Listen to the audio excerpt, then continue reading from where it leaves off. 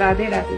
और जी आपका भी कर्मों के ऊपर ही है, कह रहे हैं कि हमने आपको एक प्रवचन में सुना था कि हर इंसान को अपने कर्मों का फल मिलता है। अगर माता पिता के कर्मों का फल उनके बच्चों को भी मिलता है, अच्छा हो या बुरा, नहीं, जीव को अपना कर्म भोगना होता है, संयोग बनता है, पूरा जाल बिछता है। तुम्हारे ये कर्म तो तुमको ऐसा पिता मिलेगा, तुम्हारे ऐसे कर्म तो तुमको ऐसा पुत्र मिलेगा।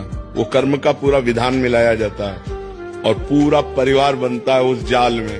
ये माँ है, ये बहन है, ये भाई है, ये पिता है, ये रिश्ता है, ये नाता है। जिसको जितना भोगना है उतना उसको दुख भोगना पड़ेगा।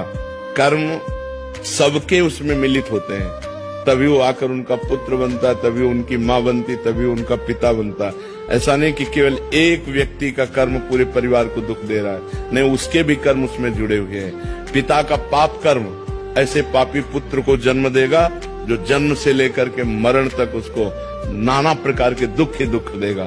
पिता का पुण्य कर्म ऐसे पुण्यात्मा पुत्र को जन्म देगा जिसको बचपन से देखते हुए जवानी तक, मरते समय तक हृदय शीतल रहेगा। सब कर्मों का जाल बिछा हुआ है उसी में। अब हम जा रहे हैं, हमारा कोई दुश्मन नहीं, लेकिन जरा सा धक्का लगा जब झगड़ा शुरू, तो वो जो धक्का लगा कांधे को हमारे कर्म ने किया, पूर्व के कर्म ने ऐसे धक्का लगवा दिया और उसने हटाई कर दी, क्योंकि उसके द्वारा पिटना था, इसलिए ऐसा संयोग बन गया। कर्मों का बड़ा सूक्ष्म स्वरूप है, उसका निर्णय करना बहुत कठिन है, वो तो केवल भगवान ही जानते हैं। सुनो भरत भावी प्रबल, बिलख कहो मुनिनाथ, हानि लाभ जीवन मरण जस अपजस विधि हाथ। वो विधान भगवान के हाथ में है। जब जहाँ जीव का जैसा कर्म होता है उसको भोगना पड़ता है, और वो एक कर्म के साथ बहुत से कर्म जुड़े हुए होते हैं। माता का कर्म, पिता का कर्म, भाई का कर्म, बहन का कर्म।